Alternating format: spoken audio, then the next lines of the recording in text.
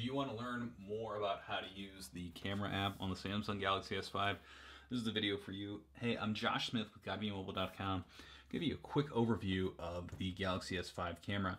Now, the one thing it has is a quick autofocus, so you can get very nice, Samsung claims 0.03 second focus, so it's real fast.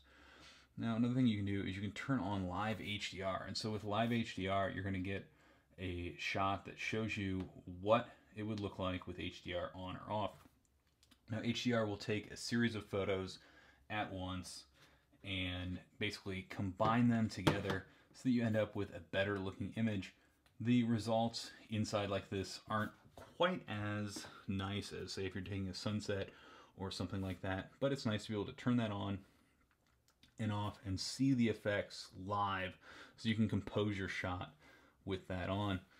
Now, if we turn that back off, if we go over to mode, if you leave the phone on auto, it's going to pick the best mode out of everything. So for the most part, just leave it on auto. It's going to pick the right thing. If you're going to take a portrait, a close-up of someone, or a selfie, switch over to beauty face, and it's going to tone and tweak the camera so that you end up with something that looks really great, make you look maybe a little bit nicer than you do in real life. I certainly like that. If I go into shot and more, here's where I can see different things that I can do to my photos. And I take a photo, it's going to take a series of photos, and if I hold the camera steady, I can do a few different things. This is where I can choose best photo or best face. Best photo will pick just the absolute best photo out of all of them that it took. Best face will pick the best face photo.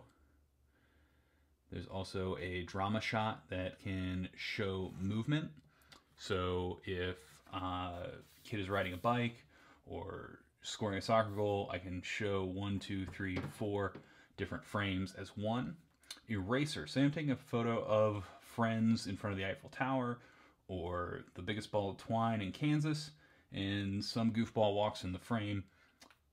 If everything works out right, I can use eraser and pull him out of there. Panning shot down here at the bottom is really cool.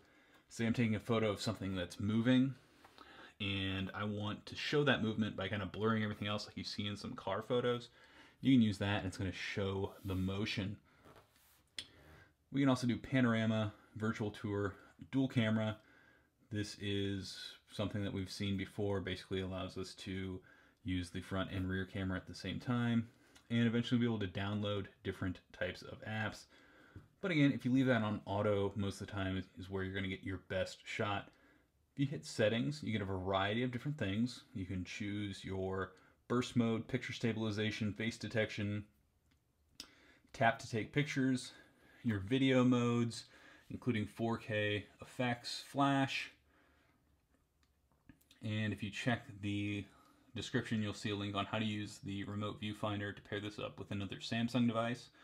And I can change a couple different things. I can take pictures using my voice. So I can say cheese or smile, and it'll take a picture. I can adjust the shutter sound.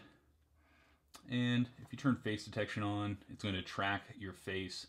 So that's a quick look at the variety of different modes on the Samsung Galaxy S5 camera.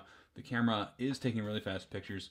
If you head over to GottaBeMobile.com, you can see more about this. There'll be a link in the description pretty soon that'll show you a Galaxy S5 versus S4, Note 3, iPhone 5S, and a few other phones to show you how the camera compares.